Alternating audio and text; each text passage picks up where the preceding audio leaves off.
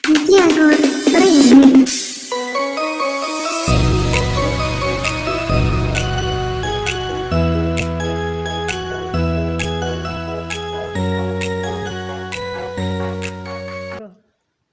Selamat pagi, Assalamualaikum warahmatullahi wabarakatuh.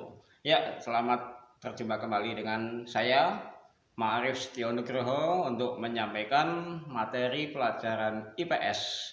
Yang kali ini akan saya sampaikan materi kelas 7, yaitu tentang pengetahuan peta. Nah, pengetahuan peta ini kalau di buku kalian tidak ada, ya. Masuk di dalam materi tentang interaksi keruangan dan wilayah yang satu dengan wilayah yang lain yang ada di Indonesia. Nah, untuk mengetahui interaksi keruangan yang terjadi di wilayah Indonesia, kita akan menggunakan peta untuk mencari informasi keruangannya. Nah, informasi keruangan yang ada di peta itu nanti akan kita ketahui bagaimana kondisinya, bagaimana ciri-cirinya dibandingkan dengan informasi keruangan yang ada di wilayah lain. Misalnya, interaksi keruangan antara Kabupaten Temanggung dengan Kabupaten Kendal.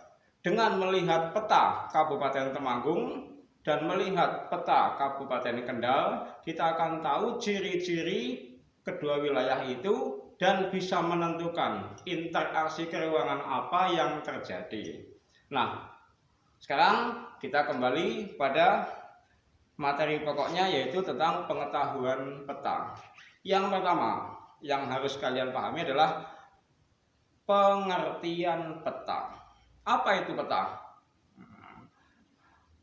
Peta, kalau di buku kalian sudah ada. Tapi Pak Ma'arif hari ini tidak membawa buku, hanya berdasarkan buku yang sudah saya rekam di dalam kepala.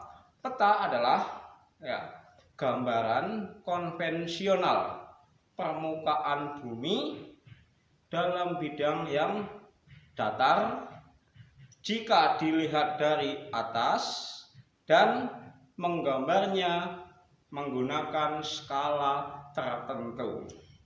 Ya, sekali lagi saya ulangi, peta adalah gambaran konvensional permukaan bumi yang digambar pada bidang datar, dilihat dari atas dan menggunakan skala atau perbandingan tertentu. Bisa dipahami ya? Nanti diingat-ingat, kalau tidak ingat diulangi videonya. Kemudian yang kedua adalah unsur-unsur atau bagian-bagian peta. Ya, di belakang ada peta. Nanti akan kita lihat bersama-sama unsurnya apa saja. Tapi yang harus diketahui dulu pertama, unsurnya itu ada 12. Supaya lebih mudah, kita bagi dua dulu ya. 6 bagian pertama dan 6 bagian kedua.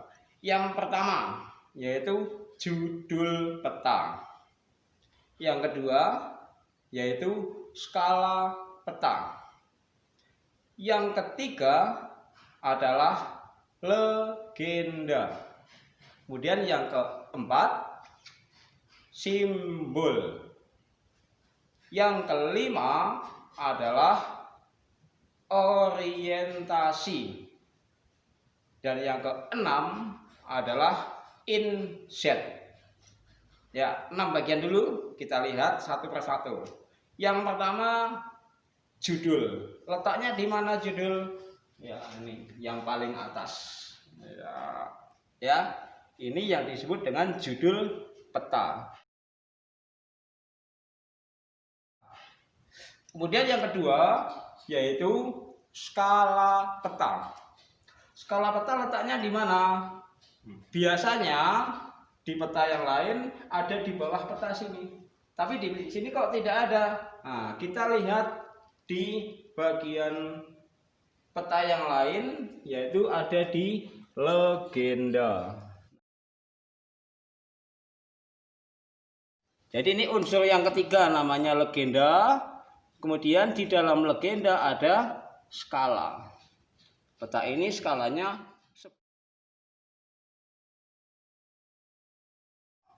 ya 1/11 juta. Kemudian di dalam legenda ada unsur yang keempat, yaitu simbol. Ini simbol.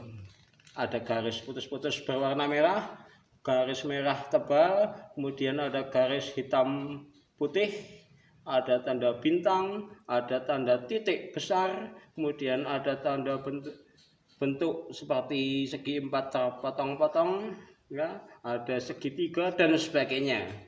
Ini yang namanya simbol peta. Ada simbol warna, ada simbol titik, ada simbol garis. Bisa dipahami? Nah, kemudian unsur yang kelima yaitu orientasi. Nah, orientasi di sini ada di mana? Orientasi itu penunjuk arah. Penunjuk arah yang ada di peta. Di sini ada gambar kompas. Nah, ya, gambar kompas. Bagian kompas yang runcing berwarna merah menunjukkan arah utara. Jadi arah utaranya ke atas sana.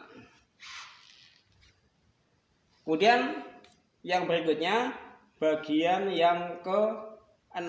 Yang berikutnya bagian yang ke-6.